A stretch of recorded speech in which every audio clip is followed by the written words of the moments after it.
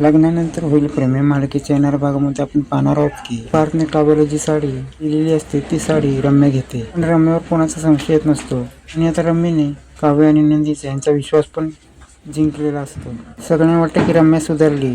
घरामध्ये वातावरण आनंदाचं असतं, पण सगळ्यांच्या नकळत रम्या कारस्थान करत असते. नंदिनी आणि काव्याला लहान बहिणीसारखी ती लग्न तयार करते. दुसऱ्यांचा विश्वासघात करणं हे रम्याला चांगलंच माहीत असतं आणि काव्याची करवली बनवून मंडपात घेर घालते. जेव्हा वधूला गुरुजी सांगतात घेऊन या, तेव्हा ते वसुंधरा रम्याला सांगते तू काव्याला घेऊन ये. आणि ज्यावेळेस ती काव्याला घ्यायला जाते त्यावेळी ती काव्याचा शाल घालून ती खाली येते. पार्थ तिच्या बाजूला येऊन बसतो आणि सगळ्यांना वाटतं ही काव्याच आहे. त्या टायमाला इथे पार्थ तिच्या गळ्यात मंगळसूत्र टांगतो. त्या टायमाला खरी काव्या धावपळ करत तिच्या रूम मधून बाहेर पडते आणि मंडपात पोहोचते. आणि पार्थ काव्याच्या गळ्यामध्ये मंगळसूत्र घालणार तेवढ्यात इथे खरी काव्या हात दाखवताना बोलते थांबा. आणि इथे पार्थ बोलायला तू तिकडे आहेस. आणि पार्थ डोक्यावरचं शालू बाहेर काढतो आणि त्या टायमाला इथे रम्याचं पितळ उघड पडतं आणि तिथेच काव्या रम्याच्या रागाने थोबाडात मारते.